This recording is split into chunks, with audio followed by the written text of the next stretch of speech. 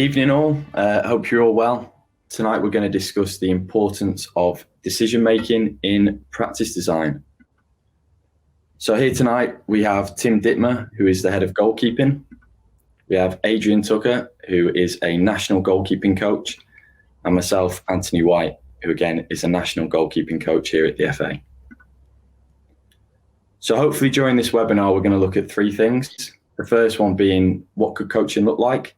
So moments to provide detail versus allow problem solving. The second being technical versus skill. So do we have biases towards how something should be done or look? And then the third and final part will be around session structure. So really providing experiences for the goalkeepers to explore.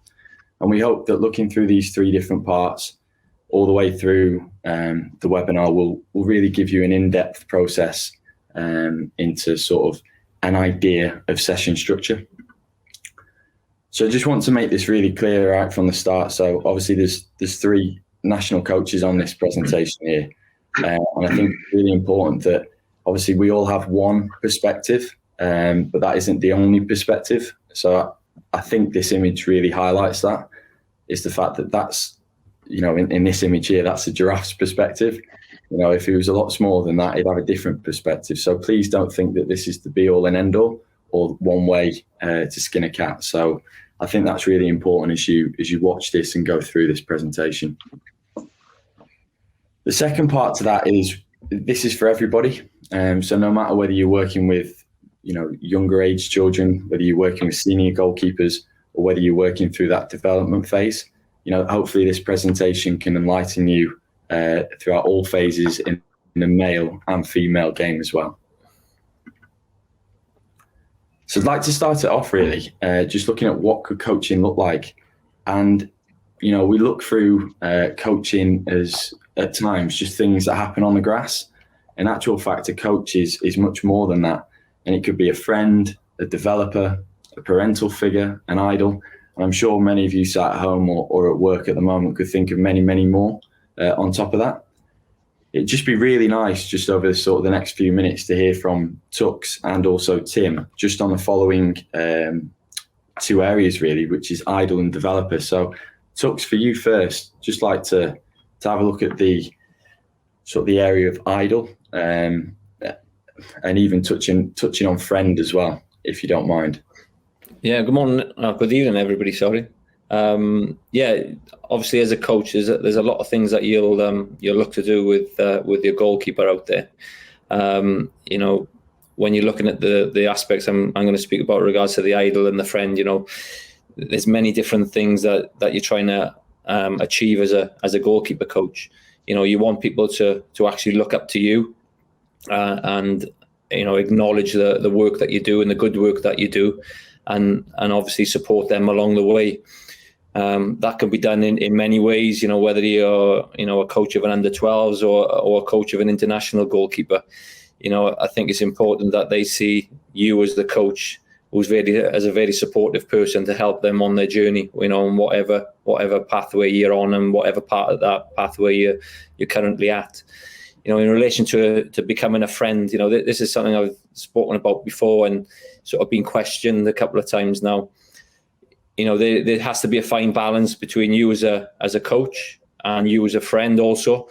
But, you know, we're probably in a privileged position and a different position to the outfield coaches that, you know, we have a lot of one-to-one interaction. So the bond between ourselves as coaches and, you know, our goalkeepers is quite strong and probably, you know, stronger than what outfield coaches develop with their players and the other players as such. But, you know, things like being a friend, you know, I give the guys an example when we was talking through our presentation of things that, you know, you try to do, not just as a goalkeeper, but a goalkeeper and a goalkeeper coach relationship, but also in that, you know, still being a friend. And I alluded to a goalkeeper I worked with at Swansea City, Gerhard Tremmel.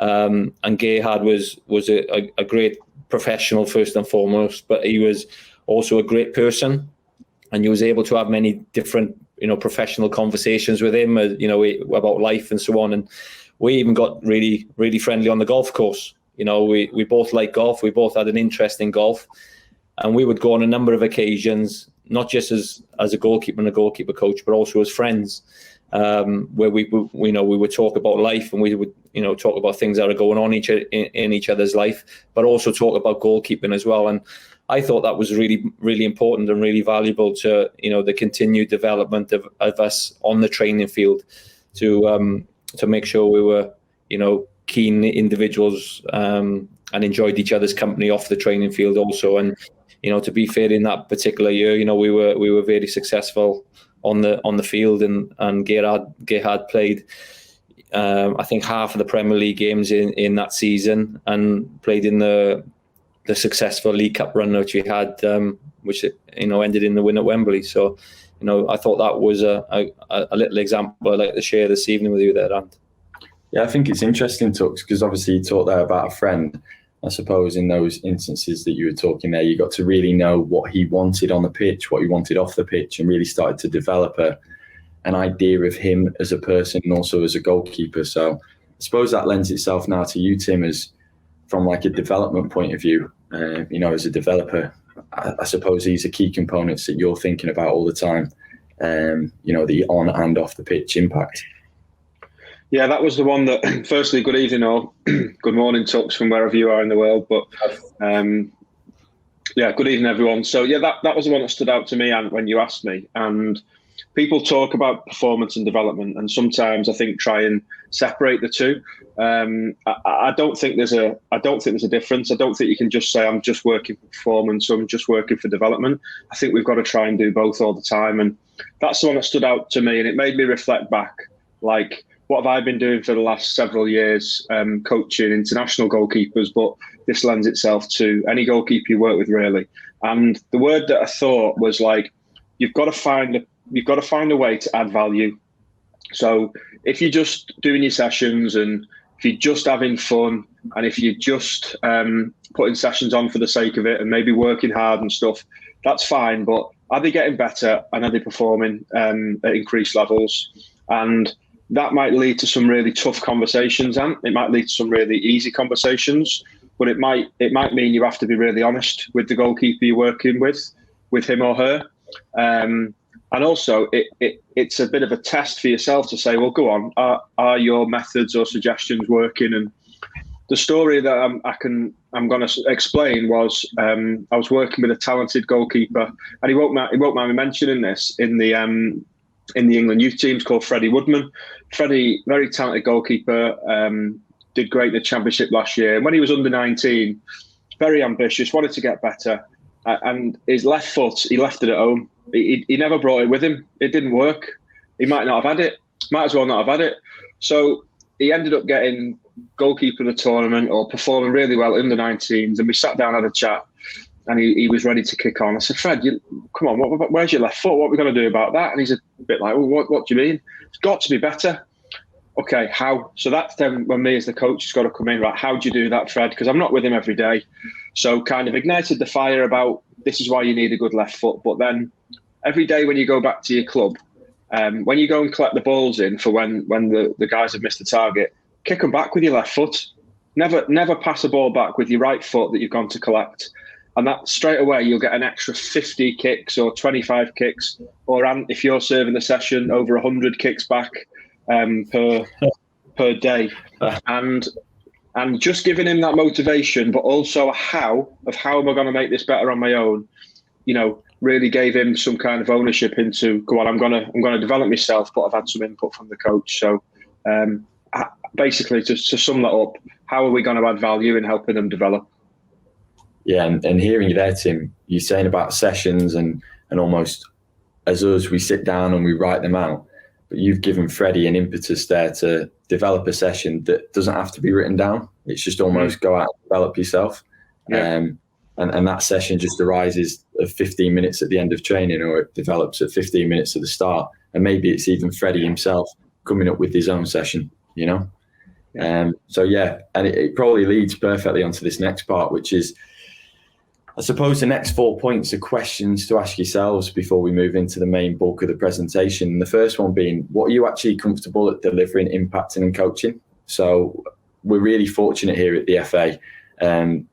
that the coaching staff and the department really value what we do as coaches and how we improve long term. So it's something that we hold value with, and we look at quite regimentally throughout the season. I suppose the term we find is, what are we actually comfortable at delivering? And then secondly, impacting, and then finally coaching. And the question mark is coaching a whole ramification of various different things on and off the pitch. So I definitely ask you to write that question down and think about it, and maybe ponder over it during this and after.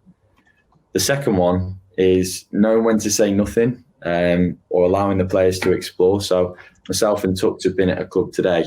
We've both coached the same players. We've both coached in a slightly different style. We've both stepped in. We've both also stepped back and allowed the players to almost undertake the session themselves. And it's been a real interesting sort of 2 hours that we've had on the pitch today of watching each other coach and watching the players respond to different ways of coaching, whether it be stepping in or whether it just be simply stepping back and letting the session develop the player.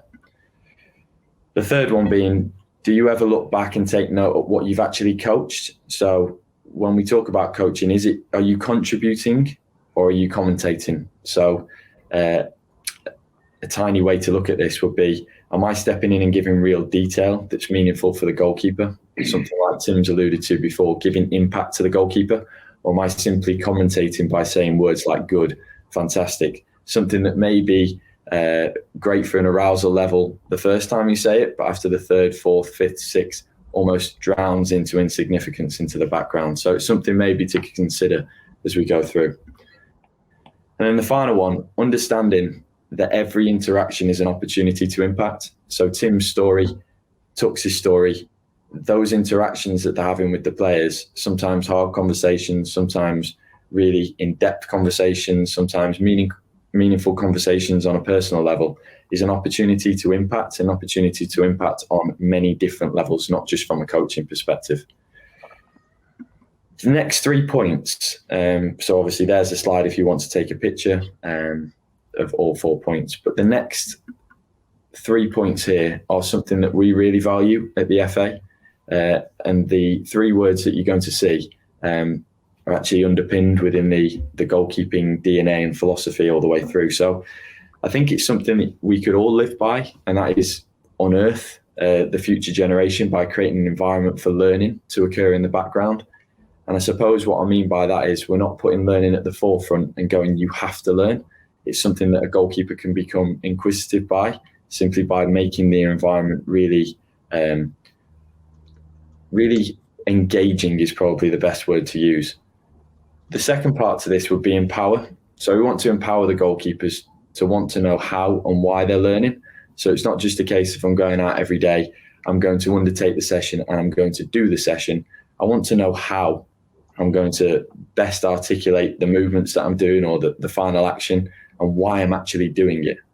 And then future is like, why do I want to learn these things? How is it going to impact my game? And the final part is ultimately we want to inspire the goalkeepers to be motivated to learn and be curious. So at the end of today, Tux has taken part of a session and the goalkeepers come over to Tux and said to Tux, I want to know more. And, at the start of the session, he was really closed, didn't know me or Tux, didn't know what how he was going to perform in the session. But by the end of it, I think me and Tux went away going, if anything that we've done for this lad today is we've inspired him to be curious. He's come over to Tux and had a really good half an hour session. We ended up missing lunch, didn't we, Tux? But at the end of the day, that kid has gone away and learned so much from today, we hope. Yeah. I think just follow up on that, Ant, because it was a good conversation I ended up having with him, and it was quite a surprise because he came over and he said to me, I want to ask a question to you. And I said, yeah, go ahead. He said it was something that happened in training, but I didn't ask at the time. And my first response to him was, well, why didn't you ask at the time? And his answer was because the other 3 goalkeepers were around.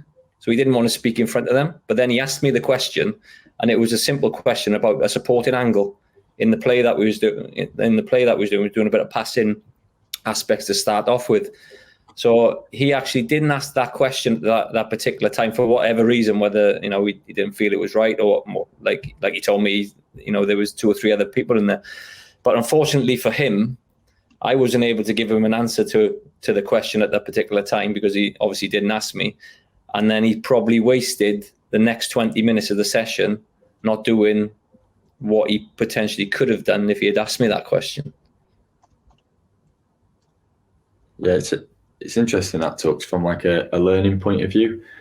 Like we spoke about before, the opportunity to go in and communicate or leave to explore. Now, we obviously left him to go and explore, but he didn't feel comfortable to then go and ask the question. Mm-hmm. So we're hoping tomorrow that when we're back in with the same player, and again on Friday, because we're lucky enough to take him for the next 2 days, he's open enough to go, I know these coaches now, and I really want to explore and learn on a deeper level. So I think that's been really impactful today. So just going to move on now into the next part, and I want you to focus on this picture here. Now, this is a picture of Jordan, and we can all see that obviously there's a ball coming towards Jordan, and Jordan's either going to save it or the ball's going to go in the back of the net. Now, we could simply look at that and go ball, save, or ball, goal. When in actual fact, if we look at this picture now, that's probably what's going and happening in the environment, in Jordan's head. There's a multitude of different things that are occurring for Jordan at any one time. He has to compute, work out, and ultimately process and make the right action or the best action for that particular scenario or moment. Now, as we move through this presentation again, I really want you to think deeply into like why we're talking around the topic of decision making within session design. And I hope that this picture sort of frames it up, that it isn't just a goalkeeper and a single action. There's a multitude of different things it takes that goalkeeper to make an action at the end, whether it's right or wrong. So the first part we're going to start with is technique. Now, I want us to look really at technique versus skill. Now, again, this is just one way of really thinking about technique. And technique is a preconceived aesthetic model. Now, that seems like a lot of words, but when we break it down, it's how we want something to look. You know, it's how we perceive something should be. So if we take the David Beckham model of passing the ball from one diag to the other, his arm swings out, his leg gets into a position slightly further away from his body. Now, that doesn't mean that that's the way it should be done in order to hit a long diag. That's just the way that David Beckham does it. But I remember numerous coaches throughout my youth growing up going, well, this is the technique that you should use. In actual fact, that's probably formed potentially a bias of how things should look and be carried out versus thinking about it from maybe a skill perspective. Now, the key thing here is that the movement, shape, and action are all individual and based on personal constraints. So if you've got a taller goalkeeper at 6'5", he may not be able to do the same things that a 6'1" goalkeeper may do. And he may not look the same as a 6'5" goalkeeper. So it's really important that we individualize, if you want to call it technique, or the action or the shape or the movement of each person, so that they don't be hindered by a particular bias of things and how they should look. So really, I want you to think about the concept of skill. And here we look at skill is task specific. Okay, so we become very good at certain things if we repeat it under the same conditions. Now, I grew up receiving static service, so something that I was hit very similar all the time. So I would receive a volley probably 50 to 60 times a week. And I was really, really good at receiving a volley. So because I knew the triggers that were going to occur, so I knew where the ball was coming from, I knew the timing of the coach's foot, I knew how to place my hands, I knew how to do my little preset jump, I became, and I'm sure many other goalkeepers, very good at that specific task. Really, really good. And I would question whether that is a skill or whether that's just a particular moment in time. So how do we produce a skill? We need to provide a variety of contexts. That doesn't mean that we don't take the volley and use that at the start, because it could be a really useful component to set the goalkeeper up for the rest of the session. But what we could do is provide a variety of contexts, more representative, more game-like, for maybe them to explore different skills. So a different way to catch a ball. So we've all seen the Danish way of catching a ball. Now, if we look at the Euros as an example, it is very rare that you see a goalkeeper catch the perfect ball from the perfect shape, from the perfect angle, from the perfect set. So it's an opportunity for the goalkeeper to explore different environments, and for us as coaches almost to, see how they develop, move, action, and essentially undertake that task. But Tux, I know that you really, really, really like Spot the Difference. I know you like little games, so we're going to move on to this next slide, and I'd like you to take them through this next part, please. Okay, my favorite part of the evening. There we go. Okay, so we've got the slide up on the screen there. Slide with two pictures. So we've got an A and a B, obviously. So I know you sat there listening to us and conscious that we need to keep you engaged on what we're going to do here. So we're just going to give you 30 seconds.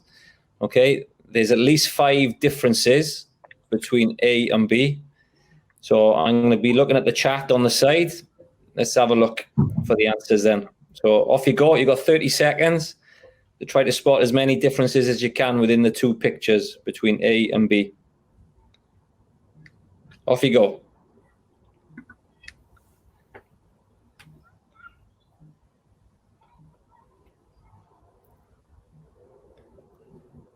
Nice.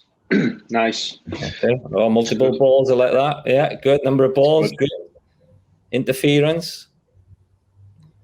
Okay, the balls. Get on the defender there. Yeah. Ball placement. Yeah. God, it's going too quick now. I can't keep up with it all now. Balls, yeah. 2 servers. Well, got predict. Someone said predict there. Yeah. Okay, 5 seconds left. Camera angle, yeah. So we'll say the goal is moved, but it's not. But it looks like the goal is moved, so we'll use that one. Flat discs, good, yeah. Flat discs. You can't see it. Okay, super. Well done, guys. Good. It's a good game, this, isn't it? Good game. This is why we do this is why we're all involved in football, playing silly games like this. Perfect. Okay, super. There we go. So little ones we spot there. Okay, someone mentioned the cones. Someone mentioned the player, which was in A but wasn't in B. We'll use the goal, a little bit of a movement. I know it's just a little change of the angle, but the goal, you can see a cone, etc., and we can see the number of balls there as well. Okay, but someone also mentioned the goalkeeper. Okay, and his position in there. So as you can see, the server is just about, and we'll call it, he's striking the ball virtually at the same time. Okay, I know it's slightly out on the 2 pictures, but if you notice the difference between A and B, you've got in A that the goalkeeper, before the ball is actually being played, he's actually already leaning there to his right hand side. Okay, whereas in B, he's still in that, what we would call that sort of set position, ready to make a save. Okay, so we'll just hold that thought for a minute. Okay, Ant's just going to discuss a couple of other little things here. Okay, on the reasoning, and we'll come back to this spot the difference in a sec. Brilliant, Tux. Yeah, so we're going to hold that thought there, and we're going to revisit it really shortly. So what we're going to move on to here is just this diagram. Now, have a look at it. Take 20 seconds to almost digest it, and then we'll move on to the next slide. But as we're thinking about this slide here, I really want you to focus on like the words that are being used. So perception, choice, and action. So if we think about it, perception is the gathering of information. So as we're going through a session, as we're going through a game, we're constantly gathering information, whether that be players' body language, the communication that's being used, player positioning, ball placement, everything that happens in there. And ultimately, we come up with a choice by selecting an option. So there's multiple options that can occur. So as an example, from a defend the goal perspective, we may go into a block shape, we may go into a spread shape, we may stand and react. And then the final part is the action, the executing the skill part. Now, we may never get full cycle in this. We may only get perception, gathering information constantly. We then may make a choice of our positioning, may not produce the action at the end. or we may be constantly doing this all the time. So as an example that Tux made really well today, in the fact that, we moved to like a really progressed part today of the session, and he was talking about perception, gathering information, making a choice that was based on his positioning, and then finally the action was not actually a save, and it wasn't actually an in possession part, it was just a communication piece to his defenders. So he perceived all of the information, he made a really good decision to get into his positioning, and then the action was actually verbal. So it's a really good point that Tux made today in a really sort of complex situation. Now, the next three parts we're going to discuss almost like the decision-making process. So please take this down, take pictures, whatever you want to see. But the first part is that goalkeepers will search and explore the environment to tune into relevant information. Now, when we think about it as a young goalkeeper, their focus or their area of focus to explore is going to be really large because they've not undertaken goalkeeping before. So they're going to scan and search for as much information as they possibly can. Now, when we get older, I say the word older in the sense of older in goalkeeping terms, not in the sense of age, our visual focus or our areas that we're going to look at from relevant information is probably going to get smaller. Now, when we look at it from a small perspective, although they focus on smaller areas, they take very specific and specialized information. So what we know out there at the moment is that from research is that goalkeepers look at things like the knee area. It's called the visual pivot, something that they have an anchor towards. So they visually anchor to a particular area. So it might be the knee, it may be the foot, it may be the hip, it may be the head, but they're looking for really specific and specialized information in order to make that next part or next action. And then finally, they have lots of experiences to compare to current information, helping to choose an action and execute a skill. So as an example, if we only give them the same practice every single day, their experiences and everything else are so small, they have nothing really to compare to. So their options of choice and their options in terms of actions and skill are relatively small. So our ability of coaches to give them a lot of experiences to compare with in order to compare to current information, whether it be in games, whether it be in training, whether it be in outfield training, is really important for them to ultimately choose an action and execute the skill. So a really good way of thinking about this is not giving them a chapter of a book or the same book all the time. And as corny as it may sound, but giving them a library of experiences. So they can almost go, I'm going to go to that part there because I've seen that before, I've experienced that, and I really want to take that on and I want to produce that action. So these are the three key parts that we've just spoken about there. So again, if you want to have a look at them and really digest them, please do. Now, this next part is a new concept here for us at England and the FA. And it happens to be called announced, unannounced, and live. Now, this is focused around practice types. So if we look at our session design as a whole, if I go out today with Tux, we'd have had a first practice, we'd have had a second practice, a third practice, and a fourth practice. Now, those practice types are what we're looking at here. So when we go through this presentation, think about this as not the entire session. This is the individual parts and the progressions of the session. Now, the first part of this concept is announced. So announced looks at the goalkeeper as being aware of both the practice structure and the service type. So in really easy format, I tell the goalkeeper that they're going to move from A to B. They may be going through cones, they may be positioning from one side of the goal to the other, and they're going to receive a particular service type. So that might be from my hands, that might be from the floor, and I'm going to tell them to dive to the right hand side or dive to the left hand side, or the ball placement is going to be in the middle or towards the bottom. Now, really key thing as we go through this is to understand, you see the scale from 0 to 10 that moves along the bottom. This is a moving scale, so please don't think that if I'm in announced and I'm doing this all the time, I'm on that 0 scale. You could be doing an announced practice and moving through into an unannounced practice, but I'll show you how we do that as we go along.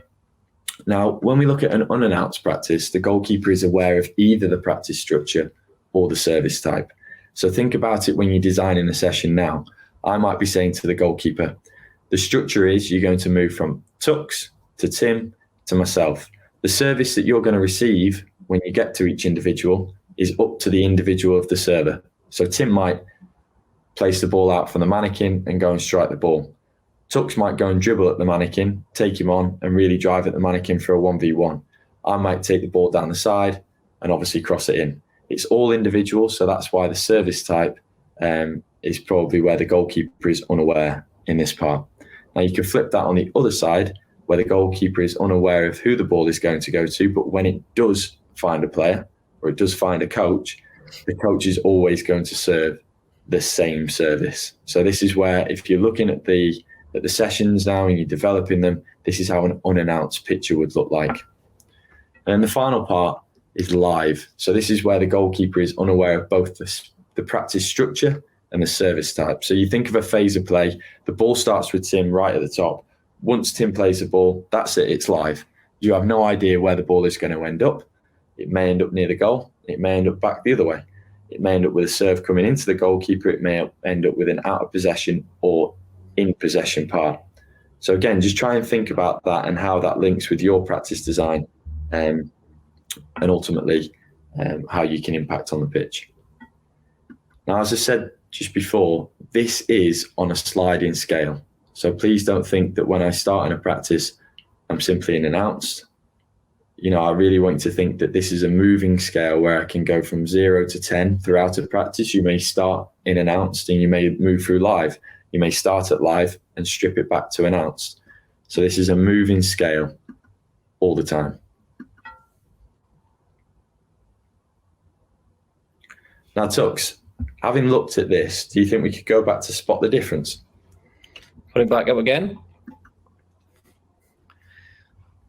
Okay, so going back to the slide we left it on with A and B and the goalkeeper, if I was going to ask you guys out there now on the picture A and picture B, on which one would be announced and which one would be unannounced, what would the answer be? So just on the side, okay, which one is, in your chat box, which one is announced, which one is unannounced?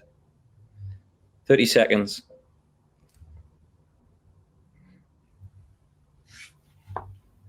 Or which one do you think? Which one do you think is the goalkeeper in an unannounced practice based on what Ant was just talking about? Good. I think everybody's got the concept of what they're looking for. And have a think about the reason why you've come up with that answer. Okay? Okay, super. So there we go. So as you can see on the picture with picture A is being announced, because the goalkeeper actually knows where that ball is going to be going from the server. He's actually anticipating and gambling and going that way. Well, not so much gambling because he knows he's actually going, the server's going to be going that way. Whereas in B, when the practice becomes unannounced and the server doesn't actually tell him where that ball's going to go, you can see that he holds his position a lot longer, ready to make a save. Okay, because he's not quite sure, is it going to go down to his left? Is it going to go down to his right? Is he going to have to make a foot save? Is it going to come up to him and hit him in the chest? Who knows? So he's in a position ready to make a save. So that becomes more of an unannounced. So we got these actions now as a little video. Okay, so we'll just play the video of the both of them. So they'll just be on a little loop. So as you can see there, the goalkeeper's on his way on the left, but he stood up. So what we're noticing now in the two different saves, although the ball is in a similar sort of area, what are we noticing in the type of save the goalkeeper is deciding to make? One is a diving save and use of the hand, and obviously the other one is a use of the foot. Okay, so that's a decision-making process of the goalkeeper just based on something which is unannounced. So certainly has to make more there's a better thought process or a different thought process there? Tux, I think it's really interesting, this one. So this session was actually taken at Charlton Athletic with the goalkeepers there. And basically how the session was set up, we did an announced practice and an unannounced practice. So the announced practice that's on the left-hand side, which is A, the goalkeeper is really script and he is told he has to dive to the right-hand side. He knows exactly where the ball placement is. So if we think about that from like a coaching perspective and a skill development perspective, what skill is he developing here? Because the action he's already been told, so he can already prime, he can already get set. There is no reading it, it's just pure action because he knows exactly what is going to occur. When we moved it, so we had the same ball placement, all we said to Yilmaz, who was the server at the time, was take a touch out of your feet and go and hit the ball. That was simply what we'd said. So he started a little bit further away, took a touch out of his feet and went to strike the ball. Now, the action that he produced previously in the announced practice didn't occur in the unannounced practice. Now, why would that might be?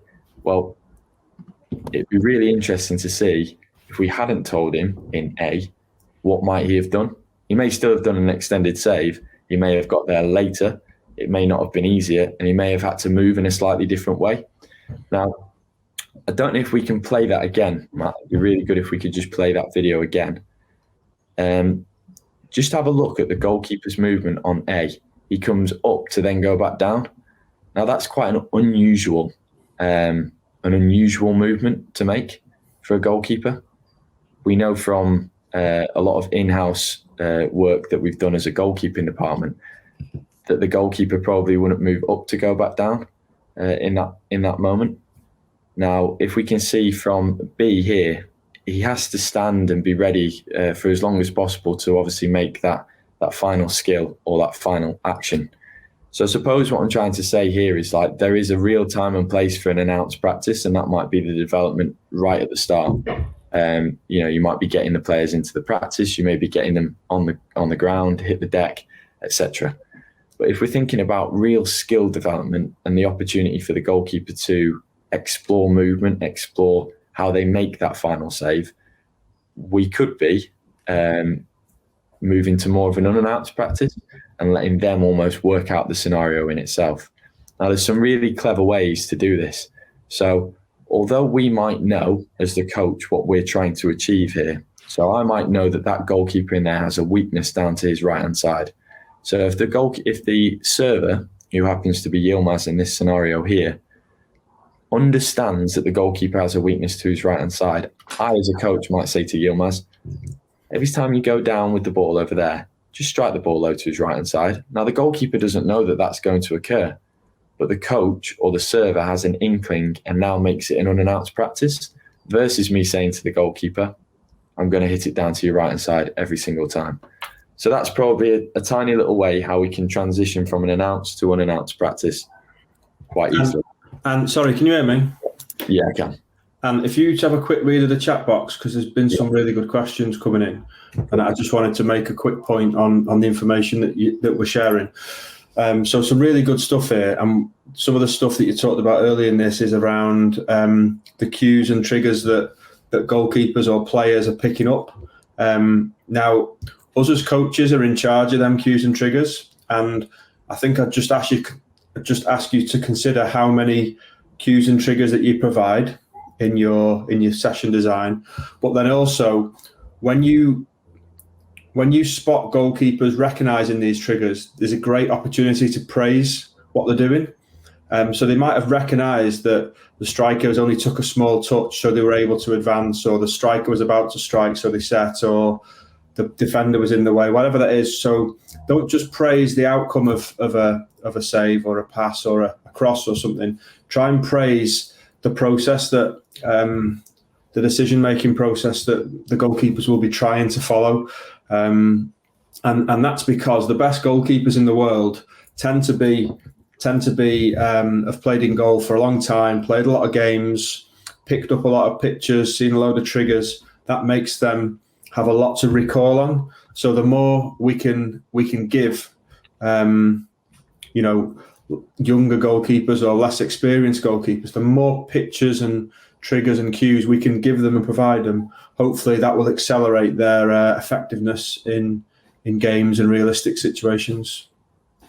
Yeah, it's a really good point, that, Tim, because we talk a lot about the players, need to be playing games all the time, and that is something that we, obviously, at the FA in England really value, players playing games and being out on loan. But we as coaches can help that process, obviously formatting practices in a way that almost a goalkeeper comes off having had 30 decisions to make versus just 2, or having it be closer to the game. So although a goalkeeper might not be able to go out on loan and happens to be on the bench for the under-23s as an example, we're still exploring different environments and different decision-making processes within training each and every day. So a really, really important point there.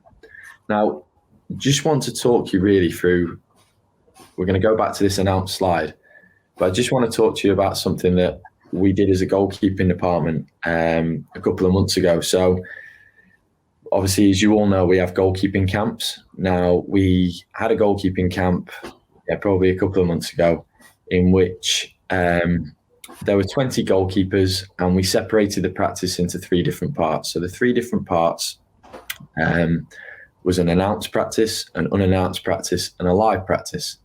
And we then questioned the goalkeepers in terms of what they were feeling, seeing, experiencing almost in those practices. We as goalkeeping coaches had an idea. We either wanted to confirm them or collect new information in order to obviously better ourselves as coaches, but also better the information that we were going to give to the goalkeeper. So I'd really like, on this announced perspective here, for you to place yourself in the position of the goalkeeper and think about what decisions are they making. Is the repetition of service high or low? And is the practice realistic to the game? So you're going to see a video now from an announced lens, which will hopefully play twice. And you can put it obviously into the chat box, your thoughts, and we can have a discussion around this. But I just want you to put yourself into the goalkeeper's position and really think about how you would impact a coaching session if this was you delivering it. So we'll just play the video.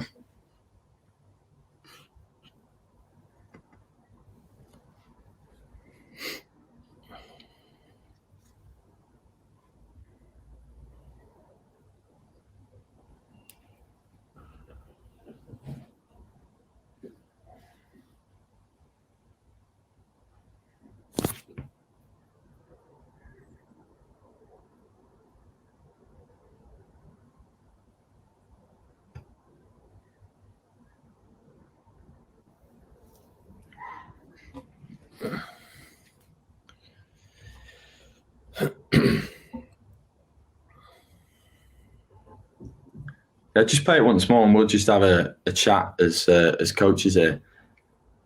Tux, Tim, is there anything that you're seeing in this announced practice here from like a realistic point of view, a session design point of view in terms of repetitions? What are you seeing? I think it's positive. It's positive to see you hitting a few straight, Ant, which is a good thing. I think the things I'm seeing that are useful, it looks like there's going to be a game. It looks like some kind of warm-up. So it looks like they're getting lots of touches of the ball, lots of familiarisation with, at the moment, ground contacts, probably some psych returns on feeling good. So, yeah, Tux. Yeah, similar to what you're saying, Tim. Obviously, it's not rocket science what Dan's doing there in relation to the service of volley, but we all do it. And what we're not saying this evening is this isn't something that you shouldn't be doing. It has a time and a place. Tim's just given 2 or 3, points which could be supporting the goalkeeper before moving the practice forward within their practice design. So, as I say, there's a time and a place. And as some of the chat comments were making on there, is it working just solely on the technique and, performing that skill and reaffirming that skill, reaffirming that technique that they're working towards? Is it real? Yes, they make saves, but the type of ball, does he have shots from that area? Yes, he does. But obviously, because he knows what's happening, he knows he's getting volleys down the middle. That's the sort of aspect we're looking at in the announced sort of practice and the announced sort of aspect of what Ant is talking about. Yeah, I think the key thing there, Tux, is like you said, is that, you know, there is a real time and place for this. And Tim has alluded to some really good points there. It's like, there's probably a psych perspective here. You know, it's before a game. You know, how are they feeling? That might be their routine that makes them, not makes them perform, but sets them in the motion to perform at their best. My question always with something like that is, do they know how it feels doing something different? So go back to a story from a fellow colleague here at the FA who, at an international game, asked the goalkeeper what they wanted to do prior to the warm-up. So they had their own warm-up, really specific and tailored to them. They got to the game and they only had 15 minutes to warm up. And he asked the goalkeeper, right, what is the really important things that you now need prior to a game? And it was really interesting to hear that it wasn't necessarily the volley or the half volley or the dives along the floor. It was actually unknowingly to the goalkeeper, it was more of the decision-making point. So it might be the cross and it being quite a live cross, or it might be the kick and receiving a back pass and playing, or it might be the shots from outside the area. So it was really interesting when I was speaking to a colleague that the information that he was giving us, although unknown to the goalkeeper, was actually they really wanted to receive that unknown type of service prior to a game. Now, that's obviously only on an individual basis. Every goalkeeper is different. Every goalkeeper is different in their time and space.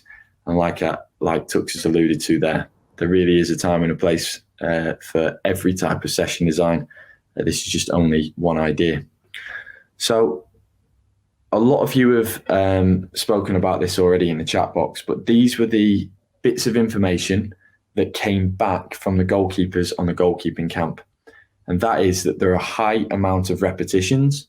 There is limited decision-making, lacks realism, but has its place. Now, these are words from the goalkeepers themselves. These aren't words that we've made up. These are 3 key points that we thought were useful and definitely place value in our future session design if we're looking to achieve something in this spectrum here. So, again, please take note. Any questions, put them in the chat box. We'll answer them best we can. So if we move back onto the unannounced spectrum now, where the goalkeeper is aware of either the practice structure or the service type, again, just have a think, please, if you don't mind. Place yourself in the position of the goalkeeper and think about the following 3 points. And we're going to have a quick look at an unannounced practice that we've done at the FA over the last couple of weeks.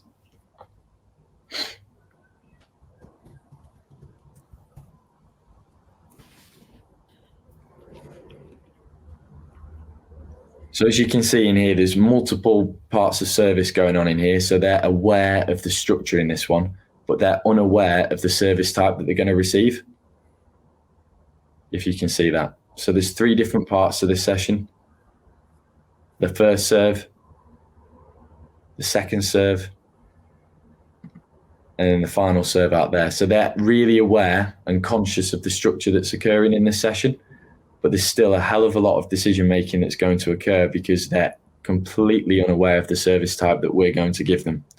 And if you can sit there and just have a look at the types of movement that they're making, if we look at this from a skill perspective, the movements, the actions, everything that they're producing from a save perspective, movement perspective, it is a skill versus a technique. I don't think any of us would necessarily look at these movements, saves and actions and go, oh, you know, that's something that I would see from a textbook potentially, but it's really highly effective. And in the moment, it corresponds to obviously what they need to do, what action they need to produce based on the service that they're receiving. Tim, Tux, anything again, you know, what you're seeing here from an unannounced point of view? Go, Tux. As you alluded to, Anne, it's about the decisions then. So hopefully people can see the difference from announced to unannounced, and the number of decisions and the repetitions, or the number of times they have to make decisions within the practice here. So on the goalkeeper involved now, what does he need to think of on each little action that he's making there? If you just play it one more time, we'll pick a goalkeeper here. So he's got to think about it. Does he come? Does he stay? Does he hold? What foot? Does he use his foot? Does he go with his hands? Does he go with his hands? Does he go with his foot? Where's that ball going? Can he see it? Does he need to move slightly? Does he not? Does he hold? Etc. Again, does he hold? What save type does he make? What's the movement pattern that he makes? How does he get across? How far does he get across? Lots of decisions, and that's a skill in itself for the goalkeeper. So allowing them to experience these type of movements on a number of occasions is only going to improve them in relation to the game. And as you can see, is this starting to build into what is the realism of a game on any day, say Saturday? Games are played every day now. So is it the same as what happens on every day of the week when we're watching the football? Yeah, I'll probably just touch there on a question that was asked by Chrissy Renshaw, who's a great young goalkeeper and is starting his coaching journey and doing great on it.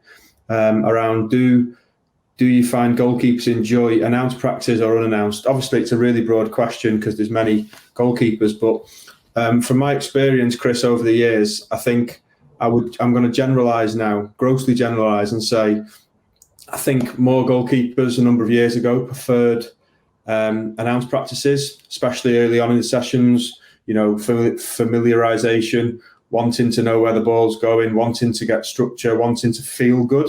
And now there seems to be much more of an acceptance of unannounced and live stuff that we'll come on to, where I guess goalkeepers have become and are more happy being uncomfortable, being in chaos, making mistakes, it looking a bit scruffy, finding a way to succeed rather than just performing an action. So I'll put my neck on the line and go as far to say that I think there's been a shift, and I think some unannounced stuff might be enjoyed a bit more now. Whether I'm wrong on that across everywhere, I'm not sure, but that'll be what I've seen over the last several years.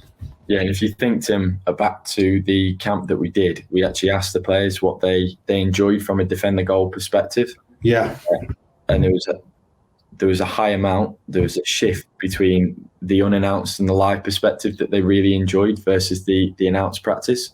And I think going back to the club that we've been in today, Tux, they're focused on their improvement now. So they see real high value that if another goalkeeper's made a save, how can I make that save? How can I do that? What are you picking up that maybe I can't see at the moment? Like, can you help me explore something that I maybe don't see? So I definitely think that there's a shift, like you said there, Tim, to potentially a bit more enjoyment or acceptance in the unannounced and live perspective. But I also think there's definitely more curiosity within goalkeeping at the moment to go, well, potentially I need to be better at this. If you look at the top goalkeepers in the world at the moment, they seem to be able to make the decisions before the ball even occurs in that space and time. So I definitely think there's a curiosity and a shift in terms of the way that goalkeepers are thinking and maybe being moulded in this world at the moment. So if we look from an unannounced perspective, these were the things and the comments that were made back to us, that there's a high amount of repetitions, there's lots of decision making, and it's match realistic. So remember, this is the players talking to us and giving us information based on what they'd experienced from myself, Tux, Tim, Danny and Sam. Now, the high amount of repetitions, obviously, as you've seen in that practice there, that's come from 3 different serve types. So they're able to, if you want to call it, succeed in 3 different moments. They're able to have 3 different types of repetitions, but the repetitions are unannounced. They're unaware of what's going to occur. The decision making, as Tux has already alluded to, comes from, do I stay? Do I go? How do I respond in terms of the skill? Does it happen to be a foot? Does it happen to be a hand? And then why is it match realistic? Well, the scenarios that they're faced with are all from different areas that are relative to where the goalkeeper will position, and the outfield players may, ultimately strike the ball, cross the ball, or be in position as a defender or an attacker. Now we're going to move on to the final part, which is live. Now, live is where the goalkeeper is unaware of both the practice structure and the service type. Now, before I show you in its entirety what live may look like, it's actually quite hard as a goalkeeping coach. We've all tried it on camps. We've all tried it in settings. It's really hard to achieve this in isolation, just as ourselves as goalkeeping coaches. Now, we found ourselves, we did a little, almost like if you want to call it, a little study between ourselves. And Tim asked us the question, if you could coach between 0 to 10 in a particular number for the rest of your coaching career. So if somebody said to you, there's an opportunity to coach at one number, what might it be? Now, if I asked you guys here on the chat, literally just 15 seconds, pick a number between 0 and 10, go. Just write that number in the chat box now. If you had an opportunity just to coach it at one area of that scale, what number would that be? Just put your number in the box. There's no right or wrong. So we can only stay at this number for the rest of our coaching career, Ant? Yeah. Okay, nice. Reece, you can't pick 2, 6 or 7. Come on. 4.5, James. Yeah, so I saw someone else then as well. James, yeah, so you too, 6 or 7. It's actually really interesting. I don't know whether it's a bias again for myself, like looking at that 7, but we did it with 10 of our coaches. I think it was Tux when we were all in the room, and we all picked 7. And again, I don't know whether it's a bias between ourselves. Again, please, there's no right or wrong answer. But we found it really hard to move into that live structure as goalkeeping coaches without the use of outfield players and the use of outfield coaches coming in and helping us, because we can't recreate what a right winger might do at the same pace. We can really try, but we can't do exactly what a Raheem Sterling might do or a Marcus Rashford, etc. And from a defensive point of view, we're not as good as Harry Maguire, as an example. So we found that from the live perspective, that's definitely something that we need to integrate more with an outfield perspective. So the next video that I'm about to show you is where we're almost between that unannounced and live perspective. And I hope that you can see in this next minute and a bit video where you can see why we're in that predicament of unannounced to live. Tux and Tim, obviously, at any point, please let me know what you're thinking.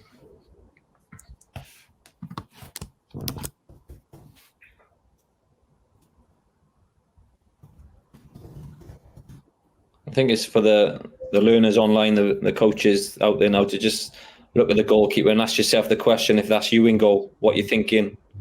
What type of decisions do you have to make? Are there high repetitions? Are there high number of decision-making processes within each action?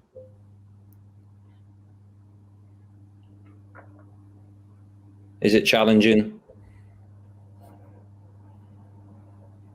Does the realism fit in there?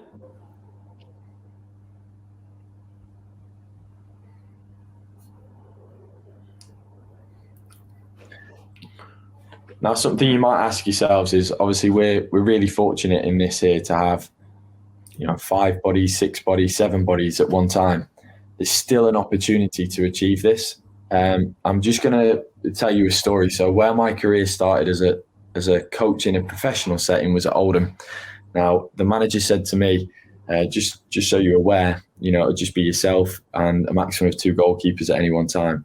And unfortunately, you can't have any mannequins. The budget doesn't allow.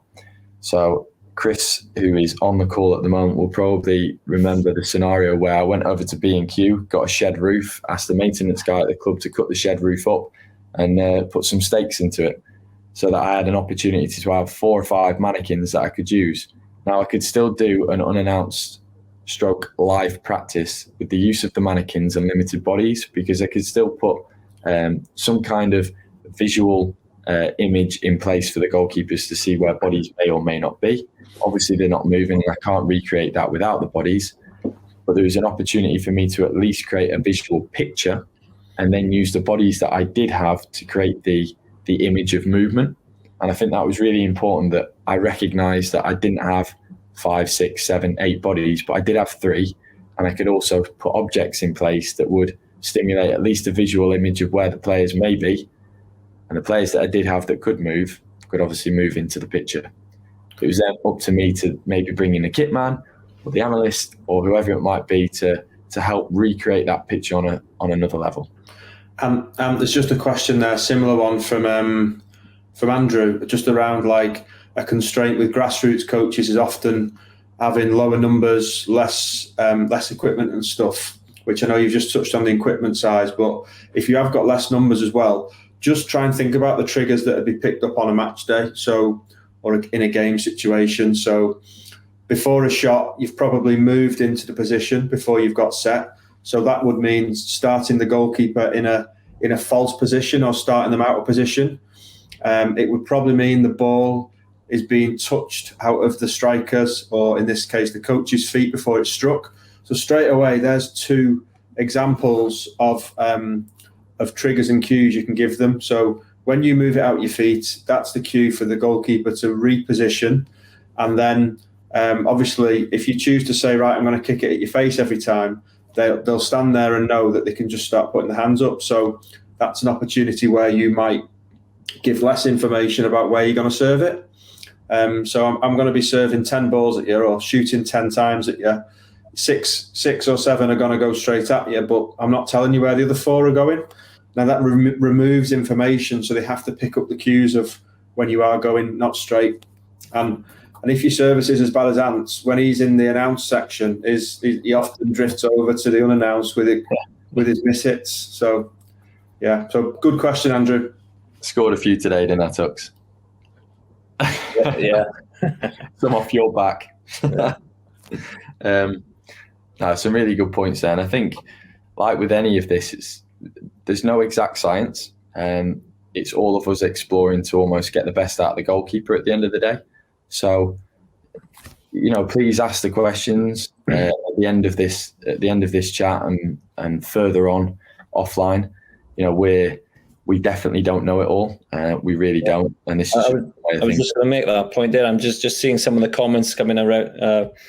Rennie's just put one in there as well. You could do what you want. We're not telling you this is the only session you can do. These are just little examples what we've used in the past and some of the England teams have used in the past. So, we don't want to clone every goalkeeping coach out there to be the same, but these are just ideas which hopefully might float your boat, and you might have your own little add-ons and your little changes to the practices. So, you do them as you see fit. The main thing that we want to try and get out of the conversation is how you design them practices and what to think about and how to think about them as well. So I could answer yes to most of the questions. Can we do this? Should we do that? Yeah, well, yeah, try it.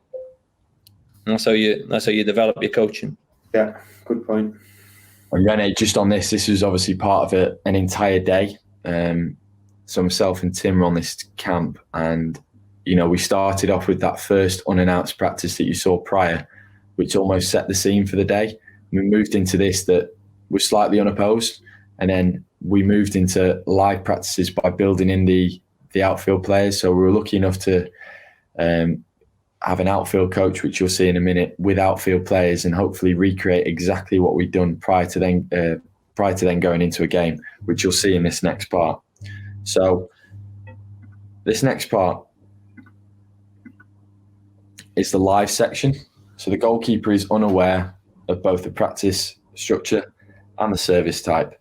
And in this final section, again, please just try and think about, like we've spoken about here, like what decisions are they making? Is the repetition of service high or low? And is the practice realistic to the game? Now, just one final point just on the live scenario that I really, really would value like all of us thinking about, because I sort of only mainly thought about it today in the practice, which was the actions of based on repetition aren't always the save or the block, the spread, the coming for the cross, the kicking of the ball. Sometimes it's the communication piece. That's the action that you're producing. Sometimes it's the positioning that you're ultimately producing. So even though the repetition of service might be lower, our actions still might be really, really high in terms of what we're trying to achieve from a communication point of view, our positioning point of view.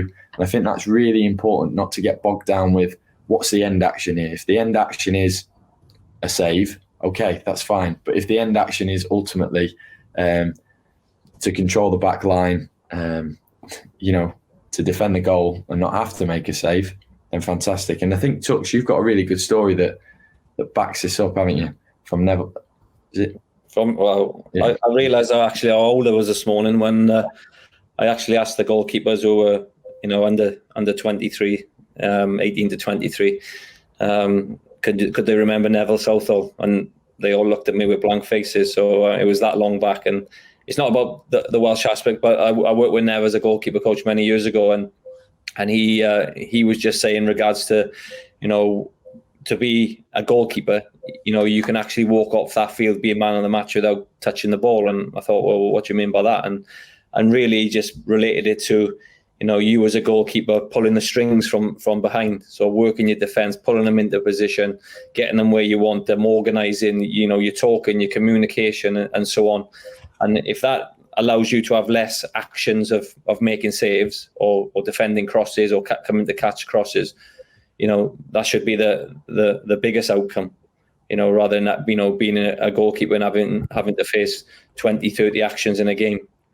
So that was the point that came across. So relating that back to what we did this morning with Ant, I think it was the part of the session where we give them 5 actions or 5 repetitions, and there was 5 balls. So each goalkeeper had 5 balls, and in some of the practices they only made 2 saves at the end of it, but they followed the process of whether it was organising a defender, moving someone to make a block, closing the ball down, forcing them wide. So they were actually involved in game related actions and movements and communication all throughout the session there, although they might have only made 1 save out of 5 or 2 saves out of 5.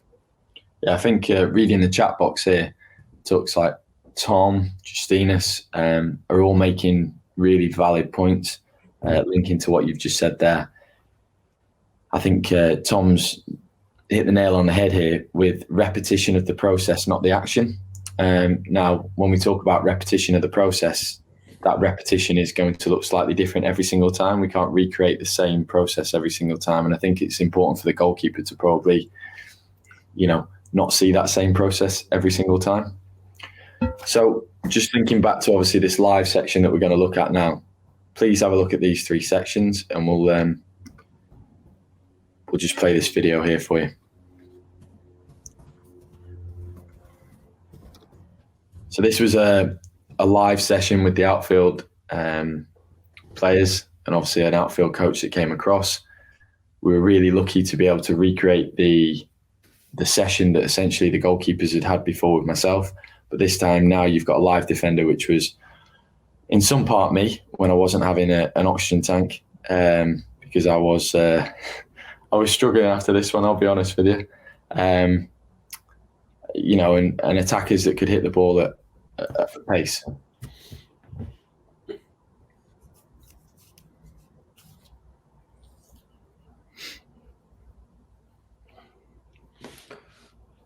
And just as this video is playing, I know, you're quite humble about this, but, there's a lot of saves from close in here. So if you'd have been working on some distance strikes or shots from outside the box, how might that game, small-sided game, have looked, or what might you have done for it to be more, relevant to what you'd, teed up? You mean in terms of the distance and the size of the small-sided game? Don't know. Answer how you want. Yeah, so obviously the small-sided game promotes a lot smaller or tighter blocks or tighter areas. It may be an opportunity that we take that small-sided game out a little bit further.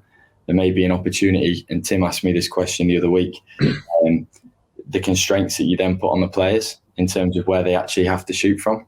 It may be that as soon as you receive the ball, you're limiting the amount of touches. So the goalkeeper may be aware of this, but ultimately it's for the outfield players to action upon. And then secondly, it may be that they have to shoot from the opposite half. Now that might seem really drastic, but you think from the size of the pitches, you're probably only talking 36 yards. So, ultimately they're going to be shooting from 18 to 24 or even 30 yards, which isn't unrealistic for the game at all. And you could leave the pitch the same size, but you could move the goals further back. Yeah. So the players are confined to the 36-yard area, whatever it is, but the goals are set back another 10 yards. So there's subtle changes you can make to get the outcomes that you're after. Definitely. But like I say, I think the whole point of this presentation was to show you almost like a flow. Now, I understand maybe at a grassroots level, if you're just working in isolation just with the goalkeepers, you may not be able to move over to the outfield players. But if we are working in a team environment, if we have the opportunity to really expose the goalkeepers to these various different scenarios, whether it be in goalkeeping training and then obviously into the outfield perspectives, it definitely is something that should and could be explored to hopefully the benefit of the goalkeepers. I'm just having a look through through some of the comments here.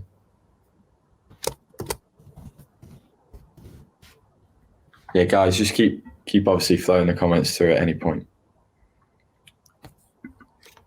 Well, Richard's got a point there, or unequal thirds. You can change your thirds. Whether it's third, you can have your area sizes how you want. Uneven area sizes, they don't all have to be the same.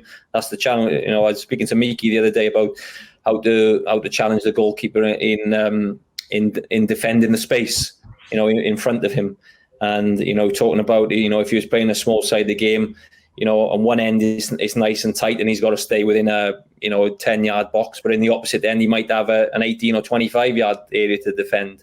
So there's different challenges in your environment and changing your environment as you would. So again, do what you feel is right. Experiment on a couple of things. I'm sure we're all out there still experiment on aspects of your training. Some days you might surprise yourself. Some days you'll, on reflection, you'll go, well, that probably didn't quite work today. But what I'll do, I might need to just change that. So that's real life at the end of the day. That's reality of how we all coach. And, we're not prescriptive. We do this and we don't all want to be robots. We have to keep thinking and, be yourself. We're all got our own probably different qualities out there, everyone on the chat tonight. Definitely. So obviously from a live perspective, just linking this all together, these again are the comments that the goalkeepers have made. There is a lower amount of repetitions, but there is lots of decision making and it is closest to the game. And again, like an add-on point here would be that even though there's a lower amount of repetitions, there's a high amount of actions. So those actions do not necessarily happen in the form of saves, in the form of in possession actions. Like we've all alluded to on the chat box here, it could be the communication point, it could be the positioning point of view. There's a whole multitude of things that probably we don't coach or we don't allow the goalkeepers to explore. And I suppose I just want to give you this story from a live perspective. We did the session back in May. Now, there was a session that we'd done that was unannounced to live where the goalkeeper didn't have a defender in there. Now, the reason he didn't have a defender in there was because we didn't have enough goalkeepers to place that defender in there. So we simply said to the goalkeeper, there's an opportunity for you to upskill here. Now, in order to upskill, there's an opportunity for you to play act. Now, the goalkeepers looked at us straight away and went, what do you mean? Well, you can still communicate and you can still communicate to the counterparts. They just don't happen to be there. So I don't know if any of you have ever tried this, but like doing things in isolation in terms of the action, so receiving the shot is not fairly straightforward, but it's a simple task. Now layer that task with the movement, the communication piece that you may be delivering to your outfield counterpart, maybe it's a defender, and then almost undertaking an action. That's quite a complicated piece to have to deliver. You've got movement, communication, action, and there's a whole variety of different processes going on in front of you.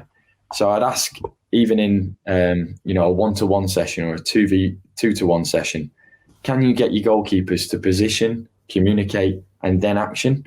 I think that's a really powerful thing if we can do that, even if they can start to understand the timing of when they may stop communicating. That might be a trigger from the outfield player that he takes his foot back. That's my opportunity to now be quiet. Or there's an opportunity for me to reposition and now start talking again.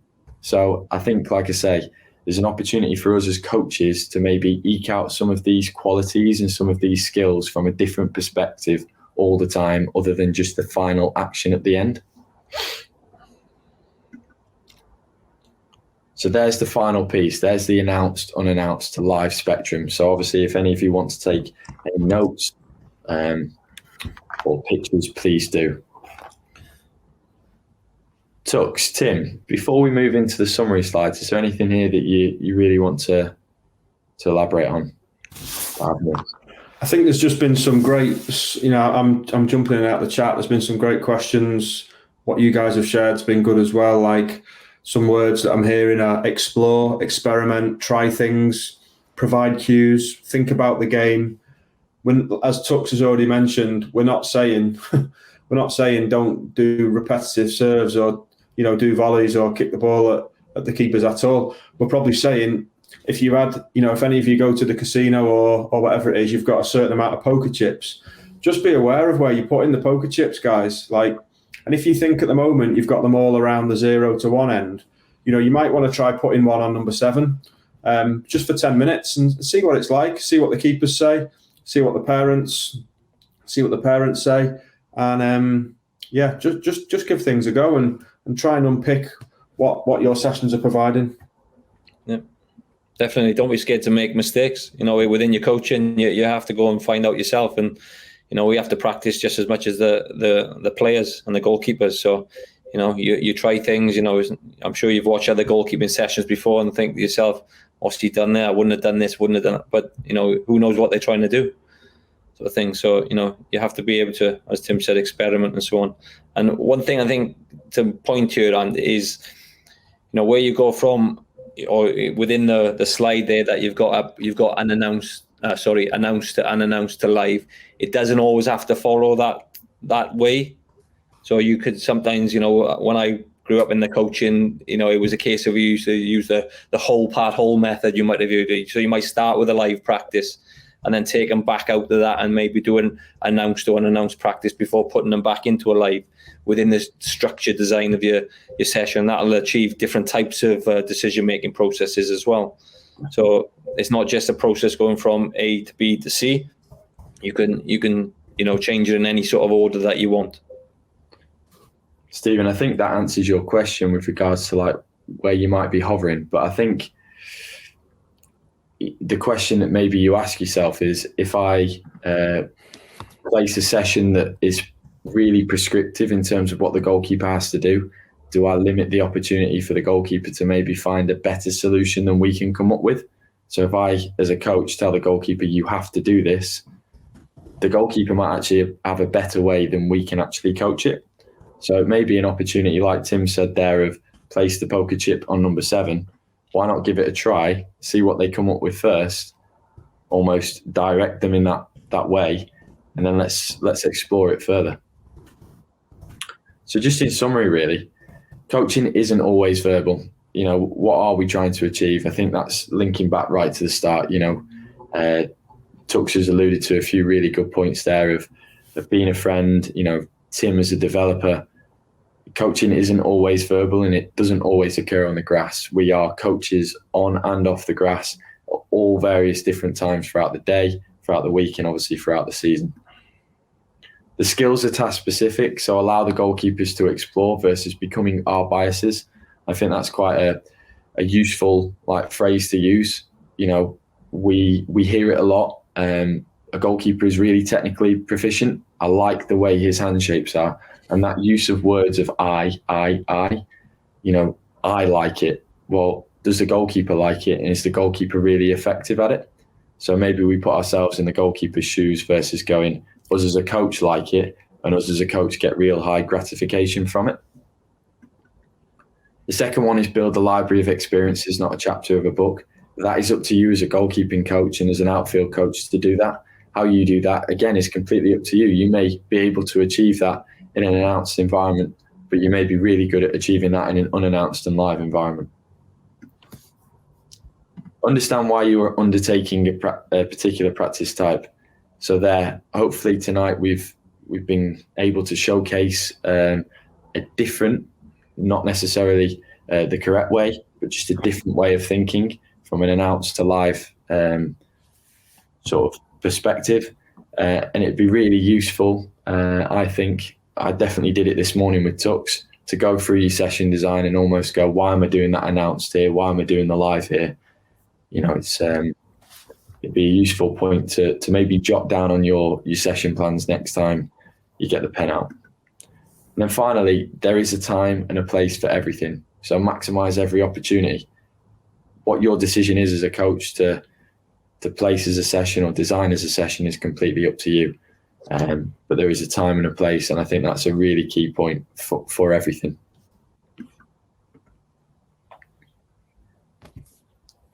So I'd just like to close it off with a massive thank you. Tim says this all the time to us as coaches, and he says it, and he really means this. Like, you guys have taken an hour and 20 minutes out of your time today to develop yourselves. You didn't have to do that. I hope it's developed you, and we really appreciate it, because you're now hopefully going to inspire the next generation of coaches and the next generation of goalkeepers. So from myself, Tux and Tim, thank you for giving up your time, and hopefully it's been a really useful session. Great to see you guys. Great to interact. Well done, everyone. Great input. Okay, thank you guys. Just to confirm, the recording will go out in the start of next week, and then you'll be able to see some of the aspects on Twitter and other multiple social media outlets as well. So keep a lookout for anything from there. But thanks for your time this evening.